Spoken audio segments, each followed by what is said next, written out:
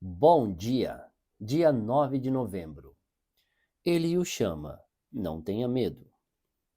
Jesus olhou para ele e o amou. Falta-lhe uma coisa, disse ele. Vá, venda tudo o que você possui e dê o dinheiro aos pobres, e você terá um tesouro no céu. Depois, venha e siga-me. Marcos, capítulo 10, versículo 21. Existem momentos na vida em que nós temos que olhar nos olhos das pessoas para falar aquilo que estamos sentindo. Provavelmente, em algum momento da sua vida, você parou para falar algo que julgava importante e, nessa conversa, foi enfático ao dizer: olhe para mim ou olhe nos meus olhos. Essa expressão pode ser proferida de várias maneiras e por vários motivos. Por nervosismo, quando precisamos que alguém preste atenção no que estamos falando, com paciência, quando estamos calmos e dispostos a ensinar, ou com ternura e amor, quando estamos consolando alguém em compaixão. Jesus foi dotado de um olhar de graça sobre a vida de quem se encontrava com ele. Você consegue imaginar, neste momento, como é o olhar de Jesus? Ele, assentado à sua frente, os olhos dele penetrando o mais profundo da sua alma, mas, no mesmo olhar, ternura, amor e graça refletidos. Ele, olhando através de nossas imperfeições e nos chamando a largar tudo o que nos impede de ter uma vida plena. Todos nós podemos olhar para aqueles que estão à nossa volta e expressar o mesmo olhar de amor. O nosso olhar transmite muitas vezes algo diferente daquilo que estamos proferindo com as palavras. Quando as pessoas olham para você, elas sentem o quê? Amor ou medo? Os olhos de Jesus estão voltados para transmitir vida. Ainda que você pense ter sido esquecido, ele está neste exato momento esperando a sua entrega e atenção. A partir desse encontro, que a sua vida reflita para todos ao seu redor o amor do Senhor pelas pessoas com as quais você convive. Você deve ser para elas um reflexo do olhar de Jesus. Palavra-chave de hoje: compaixão. Leitura bíblica, Gênesis capítulo 14. Abrão liberta Ló.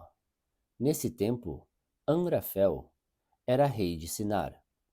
Arioque era rei de Elazar. Kedor-laomer era rei de Elão. E Tidal era rei de Goim.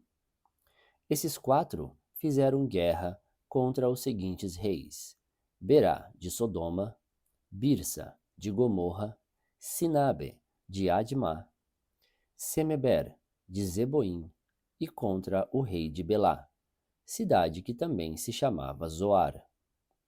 Esses 5 reis juntaram os seus exércitos no vale de Sidim, onde fica o Mar Morto.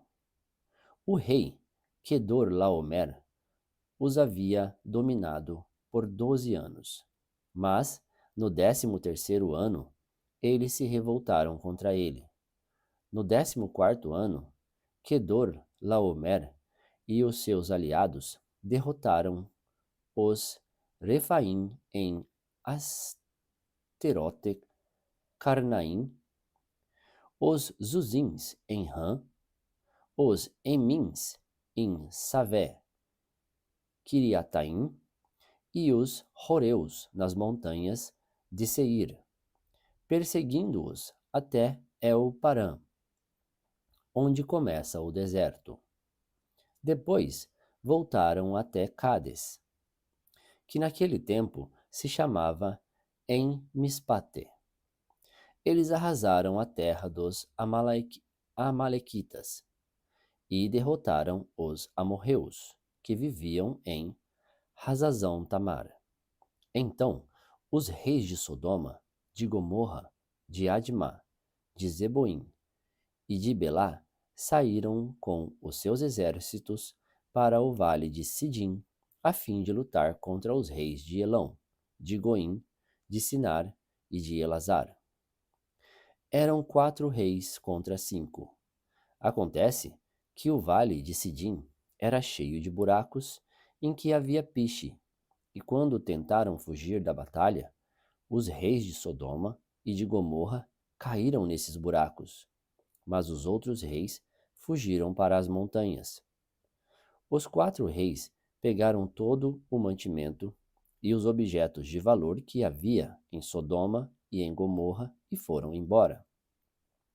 Ló, o sobrinho de Abrão, vivia em Sodoma e por isso também foi levado como prisioneiro. E levaram também tudo o que era dele. Mas um homem escapou e foi contar tudo a Abrão, o hebreu, que morava perto das árvores sagradas que pertenciam a Mamré, o amorreu.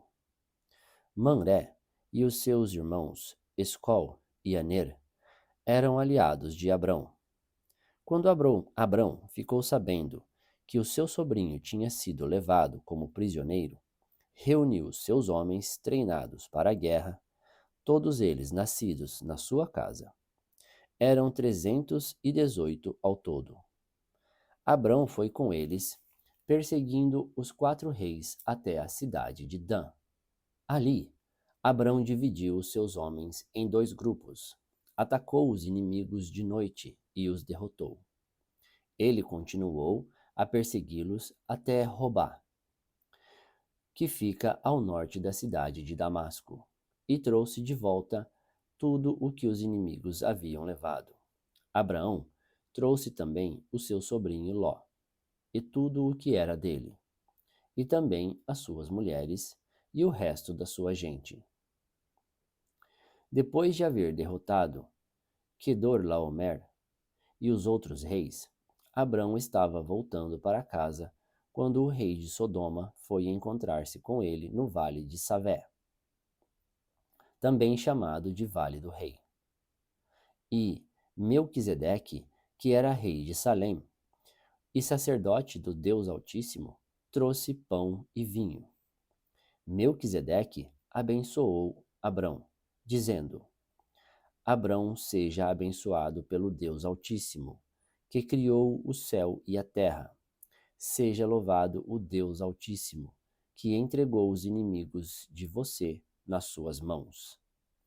Aí Abrão deu a Melquisedeque a 10ª parte de tudo que havia trazido de volta. Depois, o rei de Sodoma disse a Abrão: Fique com as coisas e me devolva somente as pessoas. Mas Abrão respondeu: Eu levanto a mão diante do Senhor, o Deus Altíssimo, Criador do céu e da terra. Eu juro que não ficarei com nada do que é seu, nenhum fio de linha ou uma tira de sandália. Assim, você nunca poderá dizer: Eu fiz com que Abrão ficasse rico. Não quero nada para mim, a não ser a comida que os meus empregados comerão. Mas os meus aliados Aner, Escol e Mamré podem ficar com a parte deles. Muito obrigado, tenha um ótimo dia e que Deus o abençoe.